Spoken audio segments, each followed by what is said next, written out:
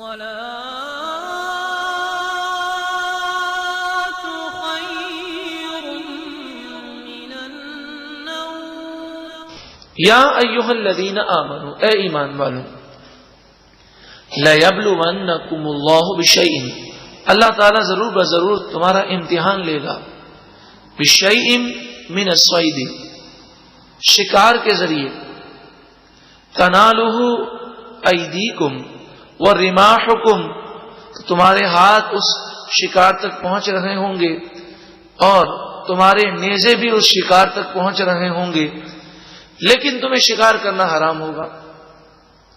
تو ایسا ہوا سن 6 ہجری، صحابہ کرام عمرے کا احرام باندھ کر نکلے، 1400 صحابہ کرام حدیبیہ کے مقام پر پہنچے تو کافروں نے راستہ روک دیا اور آگے جانے نہ دیا اور عمرہ نہ کرنے دیا۔ تو اس وقت معاملہ یہ تھا کہ مسلمانوں کو شدید بھوک لگی ہے اور کھانے پینے کے لیے اور کوئی ذرائع نہیں ہے، اور احرام کی حالت میں شکار کرنا حرام ہوتا ہے۔ تو شکار ان کے گھوڑوں پر گرنے لگے، ان کے نیزوں پر گرنے لگے، یہاں تک کہ عالم یہ تھا کہ شکاری پرندے یعنی جن کا ہم شکار کرتے ہیں تو وہ اس طرح قریب آ گئے کہ صحابہ کرام اس کو آرام سے اٹھا کر پکڑ سکتے ہیں، مگر آزمائش کہ شکار کرنا حرام اور جو چیز کھانا حلال ہے وہ مل نہیں رہا، تو اللہ تعالیٰ نے مسلمانوں کی آزمائش فرمائی، لِيَعْلَمَ اللَّهُ مَن يَخَافُهُ بِالْغَيْبِ، تاکہ اللہ تعالیٰ ظاہر فرمائے لوگوں کو کہ کون اللہ سے بن دیکھے ڈرتا ہے۔ مسلمانوں نے اپنے ہاتھوں کو شکار کی طرف نہ بڑھایا اور شکار نہ کیا، بھوک کو برداشت کیا، بھوک کو برداشت کرتے رہے۔ ہمارے لیے اس واقعے میں درس ہے کہ انسان کی آزمائش ہوتی ہے، حلال ڈھونڈنے سے نہیں ملتا اور حرام پاؤں میں آتا ہے۔ اس وقت بندہ اگر حرام کو ٹھکرا دے اور حلال کو اختیار کر لے، کچھ دنوں کی تکلیف برداشت کر لے اور حرام میں مبتلا نہ ہو، تو اللہ تعالی اسے غیب سے روزی کے اسباب مہیا فرما دیتا ہے۔ جتنی روزی لکھی ہے وہ ضرور ملے گی، اس سے پہلے موت نہیں آئے گی، مگر کچھ وقفے کے لیے آزمائش ہو جاتی ہے اور اکثر لوگ اس آزمائش میں ناکام ہو جاتے ہیں اور پھر وہ تھوڑا عرصہ تو برداشت کرتے ہیں، پھر کہتے ہیں کیا کریں مجبوری ہے، تو وہ حرام نوکری پہ بھی لگ جاتے ہیں اور حرام کاموں میں ملوث ہو جاتے ہیں۔ اور حقیقت یہ ہے کہ جتنے ڈاکو ہیں، کبھی ڈاکوؤں کے قریب جا کر ان کا انٹرویو لیجئے تو ان میں سے کئی ایسے کہیں گے کہ ہم نے حلال روزی کے لیے تلاش کی، جب کچھ نہ ملا تو مجبوری میں ڈاکوؤں کے ساتھ ہو گئے۔ تو شریعت میں ایسی مجبوری قابل قبول نہیں ہے، یہ آزمائش ہے۔ انسان کو چاہیے کہ ان آزمائش کی گھڑیوں میں وہ یہ نیت کرے کہ میں بھوکا رہوں کوئی بات نہیں، میں پیاسا رہوں کوئی بات نہیں، میں اپنے بچوں کو دنیاوی آسائش نہ کرا سکوں کوئی بات نہیں، لیکن میں کبھی بھی حرام کی طرف نہیں جاؤں گا۔ اللہ تعالی مسلمانوں کو بھروسہ عطا فرمائے اور حرام سے اور ناجائز کاموں سے محفوظ فرمائے۔ فَمَنِ اعْتَدَى بَعْدَ ذَلِكَ، پس جو کوئی اس کے بعد زیادتی کرے اور حرام میں ملوث ہو جائے، فَلَهُ عَذَابٌ أَلِيمٌ، پس اس کے لیے دردناک عذاب ہے۔ یا ایھا الذین آمنوا، اے ایمان والو، لا تقتلوا الصید وانتم حرم، جب تم احرام کی حالت میں ہو تو شکار نہ کرو، ومن قتلہ منکم متعمدا، اور جو تم میں سے حالت احرام میں جان بوجھ کر شکار کر لے، فجزاء مثل ما قتل من النعم، تو اس کی سزا یہ ہے کہ جس جانور کو اس نے شکار میں قتل کیا اس جانور کی قیمت وہ کفارے میں ادا کرے۔ میں ایک مثال سے آپ کو سمجھاتا ہوں کہ کوئی شخص عمرے کے لیے گیا، اب جگہ جگہ کبوتر اسے نظر آتے ہیں، احرام کی حالت میں کبوتر کا شکار کرنا یہ حرام ہے، بالفرض سمجھانے کے لیے عرض کرتا ہوں کہ کسی کو طبیب نے کہا کہ کبوتر کا خون جو ہے تو اپنے ہاتھ پر ملے گا تو تیرے ہاتھ میں جو کمزوری ہے دور ہو جائے گی. اس کو وہیں پر وہ چیز یاد آ گئی. اس نے کہا بہت زیادہ کبوتر ہیں, ایک کبوتر پکڑا اور اسے ذبح کر دیا. احرام کی حالت میں اگر کیا تو اب اسے اس کبوتر کا کفارہ ادا کرنا ہوگا. اب وہ وہاں پہ معلوم کرے گا کہ اس کبوتر کی قیمت کیا ہے. جب وہاں کے لوگ اسے بتائیں گے بھئی یہ کبوتر 10 ریال کا ہے کہ 100 ریال کا ہے کہ 1000 ریال کا ہے, جو بھی اس کی قیمت ہو اس قیمت کو اسے صدقہ کرنا ہوگا. یہ ایک مثال سمجھائی. اس زمانے میں ہرن ہوتے تھے, چاروں طرف جنگلات ہوتے تھے, لوگ احرام کی حالت میں ہوتے, تو انہیں منع کیا گیا کہ احرام کی حالت میں تم جب محرم بن گئے تو تم سے تمام شکاری جانوروں کو امن ہونا چاہیے. تم نہ ہرن کا شکار کر سکتے ہو, نہ نیل گائے کا شکار کر سکتے ہو, نہ خرگوش کا شکار کر سکتے ہو. ہاں, جو شکاری جانور نہیں ہیں یعنی جن کا شکار نہیں کیا جاتا, گائے ہے, بیل ہے, اسی طرح مرغی ہے, اسی طرح بطخ ہے, اسی طرح بکری ہے, دمبا ہے, تو ان جانوروں کو احرام کی حالت میں پکڑنا اور انہیں ذبح کرنا یہ جائز ہے. لیکن جو جانور عموماً شکار کیے جاتے ہیں ویسے ہاتھ میں نہیں آتے, اور کبوتر بھی اس میں داخل ہے, چڑیا بھی اس میں داخل ہے, کہ اس کا پھر کفارہ بھی دینا ہوگا اور توبہ بھی کرنی ہوگی. اس کا فیصلہ قیمت کا کون کرے گا؟ یحکم بہ ذوی عدل منکم, تم میں سے 2 انصاف کرنے والے سمجھدار فیصلہ کر کے بتائیں گے کہ اس کی قیمت یہ ہے. ہم اپنے طور پر کبوتر کی یا چڑیا کی قیمت کا تعین کر لیں تو ہمیں اجازت نہیں ہے.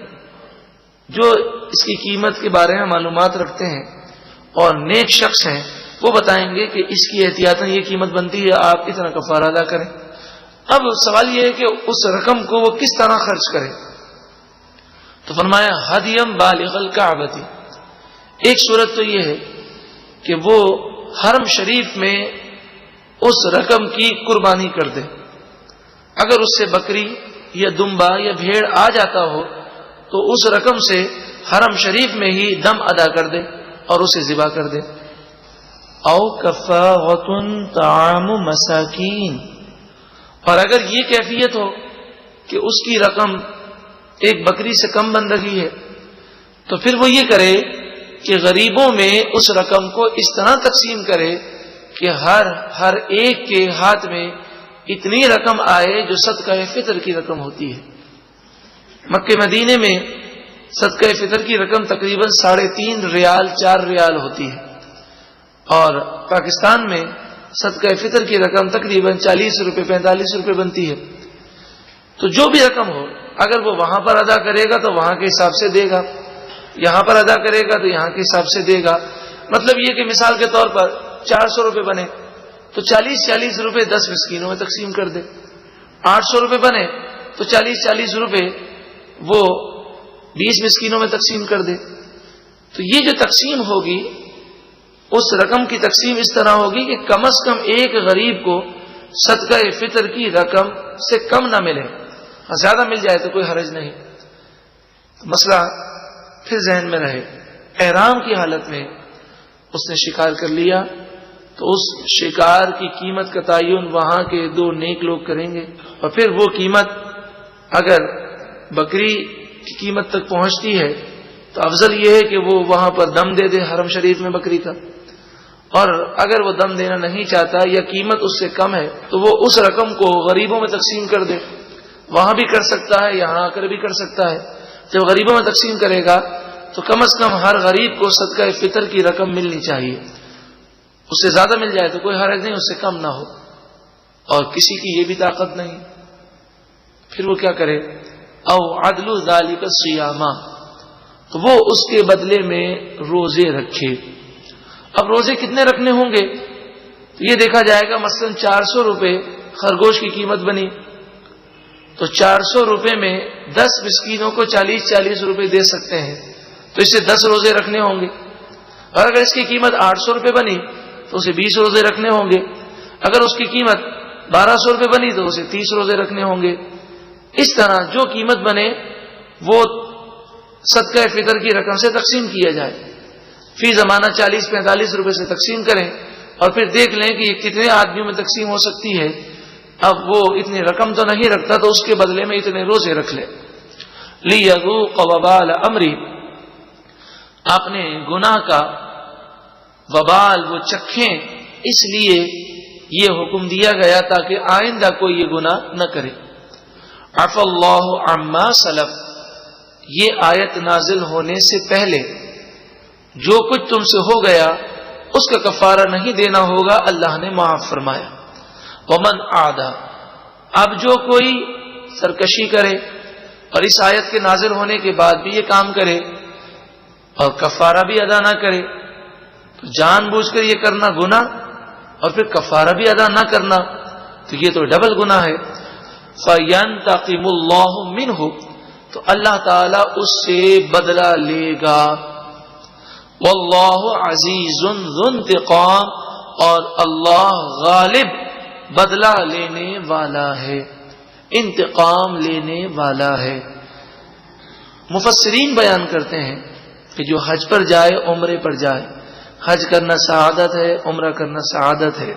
خصوصاً جو نفلی حج کے لیے جاتے ہیں وہ ذرا بھی پرواہ نہیں کرتے، جرم کرتے ہیں احرام کی حالت میں اور پھر انہیں سمجھایا جائے کہ آپ پر تو دم آ گیا تو کہتے ہیں اللہ غفور رحیم، بخشنے والا ہے. وہ مسئلہ سننے کو تیار نہیں ہوتے، حالانکہ اللہ تبارک و تعالی تو بخشنے والا ہے ہی، مگر جو جرم کیے ہیں اس کا کفارہ دینا لازم ہے. اور یہاں احرام کی حالت میں شکار کرنے پر کفارہ بیان ہوا اور کفارہ نہ ادا کرنے والوں کو فرمایا گیا کہ اللہ تعالی غالب انتقام لینے والا ہے.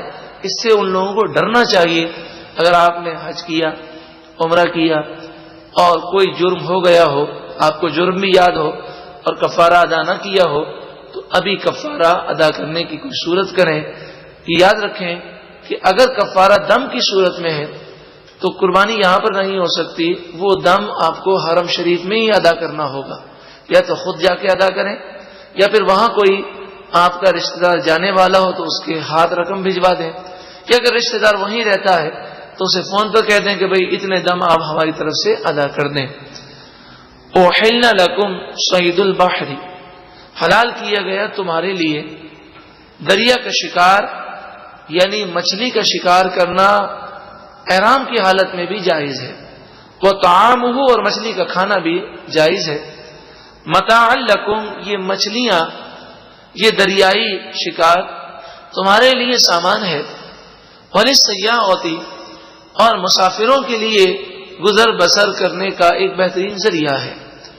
مچھلی کے متعلق سماعت کر لیجئے کہ مچھلی وہ جانور ہے کہ حدیث پاک میں اسے ذبح سے مستثنا قرار دیا گیا. تو مچھلی کو ذبح کرنا کوئی ضروری نہیں ہوتا، صرف مچھلی کا شکار ضروری ہے. مچھلی جال میں پکڑ لی، اب پانی سے باہر نکال لیا اور وہ مچھلی مر گئی تو وہ حلال ہے. ہاں، کوئی مچھلی دریا میں، سمندر میں طبعی موت مر جائے، بغیر شکار کیے ہوئے خود بخود مر جائے تو ایسی مچھلی کو کھانا حرام ہے. اس کی پہچان یہ ہوتی ہے کہ جب مچھلی طبعی موت مر جاتی ہے تو وہ الٹا ہو کر تیرنا شروع کر دیتی ہے. ایسی مچھلی جسے نظر آئے اسے اس کا کھانا حرام ہے. ہاں، جس مچھلی کو شکار کیا، اب چاہے وہ پانی سے باہر آ کر تڑپ تڑپ کے مر گئی یا اسے ذبح کر دیا گیا، تو دونوں صورتوں میں وہ حلال ہے. نبی اکرم صلی اللہ علیہ وآلہ وسلم نے ارشاد فرمایا مچھلی بغیر ذبح کے تمہارے لیے حلال کی گئی. ارشاد فرمایا وحرم علیکم صید البر ما دمتم حرما، جب تک تم حالت احرام میں ہو تو تم پر خشکی کا شکار کرنا حرام ہے. واتقوا اللہ الذی الیہ تحشرون، اور اس اللہ سے ڈرو جس کی طرف تم لوٹائے جاؤ گے. جو چیز حرام کہی گئی اسے حرام سمجھو، اس کی پابندی کرو اور اللہ سے ڈرو کہ ایک نہ ایک دن تمہیں مر کر اس کی بارگاہ میں جانا ہے. جعل اللہ الکعبۃ البیت الحرام قیاما للناس، اللہ تعالی نے خانہ کعبہ کو، جو بیت الحرام ہے، عزت اور احترام والا گھر ہے، اسے اللہ تعالی نے لوگوں کے لیے برکت والا بنایا، قیام کی جگہ بنایا۔ والشہر الحرام، اور حرمت والے مہینوں کی عزت اللہ نے بیان فرمائی، انہیں عظمت عطا فرمائی۔ ذی قعدہ، ذی الحجہ، محرم اور رجب، یہ 4 مہینے شہر حرام کہلاتے ہیں۔ ذی قعدہ، ذی الحجہ، محرم اور رجب۔ والہدیہ، اور قربانی کے جانور۔ والقلائد، اور وہ حج کے جانور جن کے گلوں میں ہار پہنایا جاتا، اور حاجی جب حج کے لیے جاتے تو اپنے ساتھ لے کر جاتے۔ فی زمانہ تو ایسی صورتحال نہیں ہوتی، پہلے ایسا ہوتا تھا۔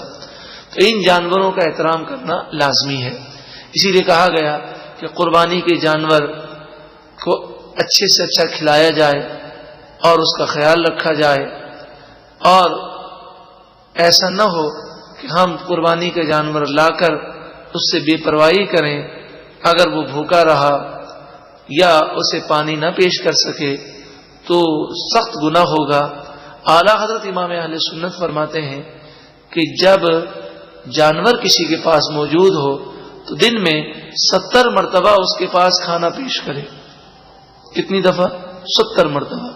یہ اعلیٰ حضرت فاضل بریلوی علیہ رحمہ نے سمجھانے کے لیے عرض کیا، یعنی دیکھیں یہ انسان نہیں، یہ جانور ہے۔ آپ نے پانی پیش کیا، اس نے نہیں پیا، آپ نے کھانا پیش کیا، اس نے نہیں کھایا، ہو سکتا ہے 2 منٹ کے بعد اس کو پانی کی طلب ہو، چونکہ یہ جانور ہے، انسان کی طرح اس میں شعور نہیں ہے۔ تو ہم نے تو یہ سمجھا کہ ہم نے پانی پیش کیا، کھانا پیش کیا، اس نے نہیں کھایا، اب 2 گھنٹے تک ہم تو بیٹھے ہوئے ہیں اور وہ پانی کے لیے تڑپ رہا ہے۔ تو اس لیے جانور کو لے لینا یہ آسان ہے، اور اس کے حقوق ادا کرنا یہ ایک بڑا مشکل امر ہے۔ تو قربانی کے جانور کی خدمت کرنا بہت بڑی سعادت ہے، لیکن اگر ہم نے آج تک ایسی کوتاہی کی ہے اور قربانی کے جانور کو اپنے بچوں کے سپرد کر کے ہم بے پرواہ ہو گئے ہیں، تو اللہ تعالیٰ کی بارگاہ میں ہم توبہ کرتے ہیں، اللہ تعالیٰ ہمیں معاف فرمائے اور آئندہ نیت کریں۔ اسی طرح جو لوگ مچھلیاں پالتے ہیں یا جانور پالتے ہیں، تو اول تو یہ ہے کہ نہ پالے تو اچھا ہے، اور اگر پالتے ہیں تو پھر لازمی یہ ہے کہ ہر وقت ان کے پاس کھانا اور پانی کا انتظام ہو، تاکہ جب بھی انہیں بھوک لگے یا انہیں پیاس لگے تو وہ جانور بد دعا نہ دے۔ ذالک لتعلموا، یہ اس لیے تاکہ تم سمجھو، جانو، ان اللہ یعلم ما فی السماوات وما فی الارض، بے شک اللہ تعالیٰ خوب جانتا ہے جو کچھ آسمانوں میں ہے اور جو کچھ زمین میں ہے۔ وَأَنَّ اللَّهَ بِكُلِّ شَيْءٍ عَلِيمٌ، اور بے شک اللہ تعالیٰ ہر چیز کو جاننے والا ہے۔ جب اللہ تعالیٰ سب چیزوں کو جاننے والا ہے تو ہماری عقل محدود ہے، اللہ کا حکم ہی صحیح ہے۔ حکم ہمیں مشکل لگے کہ آسان لگے، ہمیں اللہ ہی کے حکم پر عمل کرنا چاہیے۔ اعلموا، تم خوب جان لو، ان اللہ شدید العقاب، بے شک اللہ تعالی شدید عذاب دینے والا ہے۔ وان اللہ غفور الرحیم، اور بے شک اللہ تعالی بخشنے والا مہربان ہے۔ تو عذاب سے خوف بھی ہو اور رحمت کی امید بھی ہو۔ فی زمانہ مسلمانوں میں رحمت کی امید تو ہے، لیکن وہ اللہ کے عذاب سے ڈرتے نہیں ہیں۔ تو دونوں چیزوں کو اس آیت میں بیان کیا گیا۔ ما علی الرسول الا البلاغ، رسول اللہ صلی اللہ علیہ وسلم پر تو صرف پہنچا دینا ہے، آپ نے پیغام پہنچا دیا۔ اب جو عمل نہیں کرتا وہ اپنا خود نقصان کرتا ہے۔ واللہ یعلم ما تبدون وما تکتمون، اور اللہ خوب جانتا ہے جو تم ظاہر کرتے ہو اور جو تم چھپاتے ہو۔ قل، اے محبوب آپ فرمائیے، لا یستوی الخبیث والطیب، ناپاک اور پاک برابر نہیں ہوتے۔ خبیث سے مراد ناپاک، طیب سے مراد پاک۔ اب پاک اور ناپاک میں تمام چیزیں داخل ہیں۔ ہر حرام چیز وہ ناپاک ہے، حرام سے بچنا ہے۔ ہر حلال چیز پاک ہے۔ اسی طرح جو مومن ہے، جس کا عقیدہ درست ہے، وہ طیب ہے، اور جو کافر ہے، منافق ہے، یہود و نصارہ ہے، تو وہ خبیث ہے، ناپاک ہے. تو یہ دونوں چیزیں برابر نہیں ہو سکتی. آگے ارشاد فرمایا وَلَوْ أَعْجَبَكَ كَثْرَةُ الْخَبِيثِ. انسان یہ غور کرتا ہے کہ چاروں طرف گناہ ہو رہے ہیں، چاروں طرف حرام کی ریل پیل ہے، چاروں طرف کفار کی اکثریت ہے. اگر دیکھا جائے تو 85% تقریباً دنیا کی آبادی میں 85% کافر ہے، تو اکثریت کافروں کی ہے. اور مسلمانوں میں جو ہیں ان میں سے اکثریت بے نمازیوں کی ہے، اکثریت گناہ گاروں کی ہے. تو چاروں طرف گناہوں کی ریل پیل نظر آ رہی ہے، حرام قدموں میں آ رہا ہے. تو انسان پھر بھی پسند صرف اور صرف طیب ہی کو کرے. ارشاد فرمایا وَلَوْ أَعْجَبَكَ كَثْرَةُ الْخَبِيثِ. اگرچہ ناپاک اور خبیث کی کثرت تمہیں تعجب میں ڈالے، پھر بھی تمہیں پسند کرنا ہے طیب کو، اور طیب بننے کی کوشش کرنی ہے، اور طیب کو حاصل کرنے کی کوشش کرنی ہے. فَاتَّقُوا اللَّهَ. بس اللہ سے ڈرو. یا اولی الالباب. اے عقل مندو. لعلکم تفلحون. تاکہ تم فلاح پا جاؤ.